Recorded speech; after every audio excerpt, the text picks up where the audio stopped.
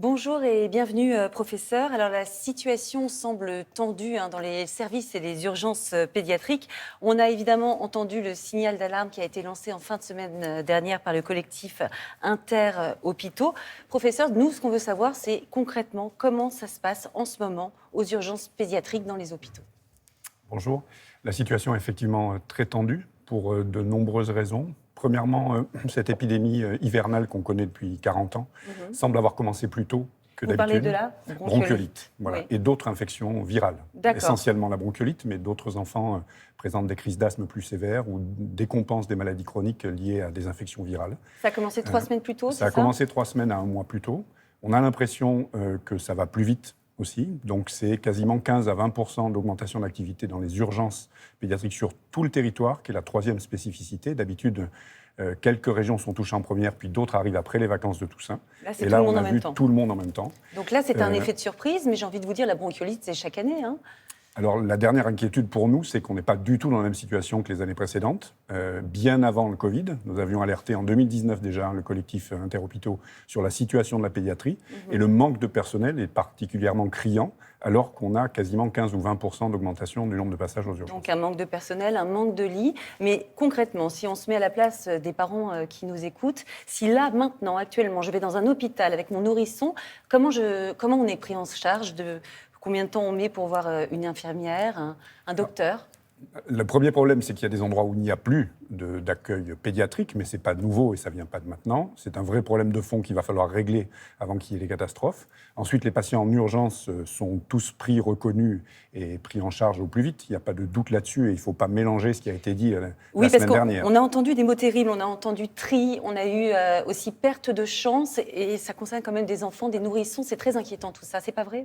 Alors, c'est pas vrai pour un patient qui se présente aux urgences en situation de détresse vitale, comme on dit de manière technique.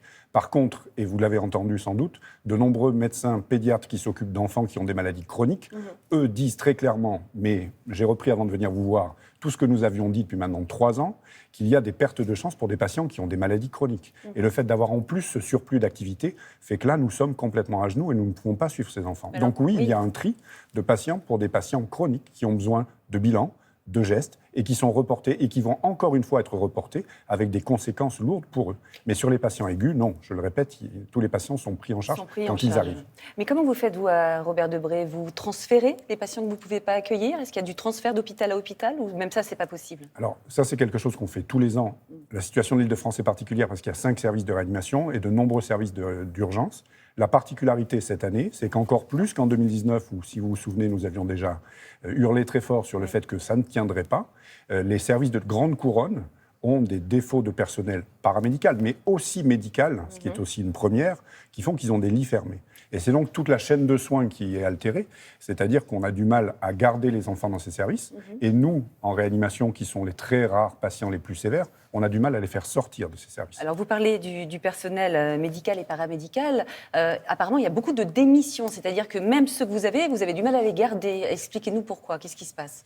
Alors, j'ai beaucoup de mal à entendre en permanence que c'est de la faute du Covid. Les pédiatres, on en est un bon exemple à Robert Debré, avons participé, nous aussi, à la prise en charge des adultes.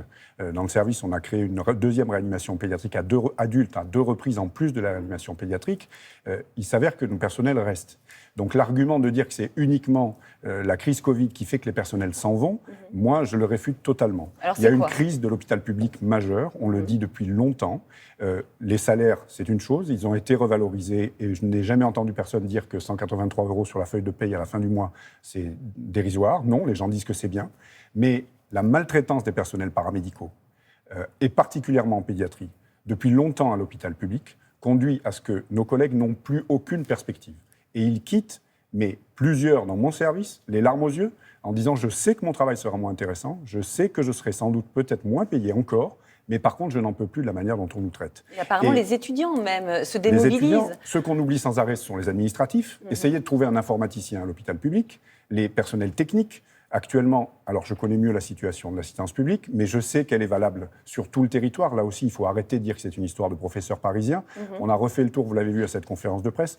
On a appelé tous les CHU de toute la France et de très nombreux centres hospitaliers non universitaires nous ont dit la même chose. Il est même difficile de trouver des informaticiens, il est difficile de trouver des personnels administratifs. Tout le monde quitte l'hôpital public. Et on a besoin de tous ces personnels-là pour faire tourner l'hôpital public, surtout en temps de crise. Et quand en plus on sait que cette crise arrivera, là, 3 semaines plus tôt, mais tous les ans, début octobre. Alors, on parle de cette crise qui arrive trop tôt. C'est quand le pic et la décrue? Est-ce que vous pouvez le savoir, non? Alors, pour l'instant, on est complètement incapable de vous dire ça. On est plutôt dans la description. On va se garder de faire des prévisions très précises, comme on a tenté de le faire sur le Covid. Là, on ne sait pas. Ce qui est sûr, c'est que la pente a l'air d'être un peu plus sévère, peut-être à peu près la même que les années précédentes, décalée, comme je vous l'ai dit. Jusqu'où on va aller? Est-ce que ça va être un plateau plutôt long ou pas? On est bien incapable de le dire. Donc là aussi, c'est un critère qui nous inquiète énormément. Il va falloir tenir dans la durée, en tous les cas s'y préparer. Et là aussi, on a besoin de gens reconnus et de gens spécialisés. La pédiatrie ne peut pas être exercée par tout le monde. Oui, on ne peut pas bouger les infirmières d'un service à l'autre. Je veux dire, être une aide soignante, une infirmière en service pédiatrique, s'occuper d'un nourrisson de 15 jours, ça n'a rien à voir avec s'occuper ne serait-ce que d'un enfant de 10 ans. Vous soulevez un point qui vient en plus dans cette épidémie-là. Nous l'avons constaté, nous, dans le service, mais tous les collègues disent pas la même chose. Il va falloir attendre un petit peu. C'est qu'on a l'impression que ça touche des bébés encore plus petits. Ah oui. Il n'y a pas besoin d'être un grand spécialiste pour comprendre que s'occuper d'un adulte de 40 ans et s'occuper d'un bébé d'1 mois, ce n'est pas la même chose et c'est un métier spécifique.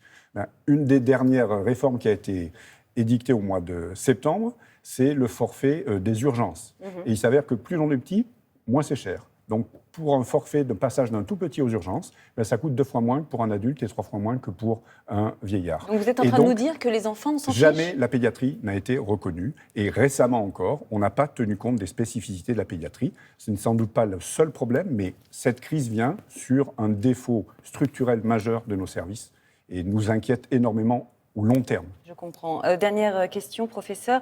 Est-ce que vous avez un conseil à donner aux parents qui nous écoutent, justement, pour ne pas se précipiter aux urgences? Qu'est-ce qu'on peut faire déjà chez nous quand on a un enfant qui, a priori, a une bronchiolite? Qu'est-ce qu'on fait?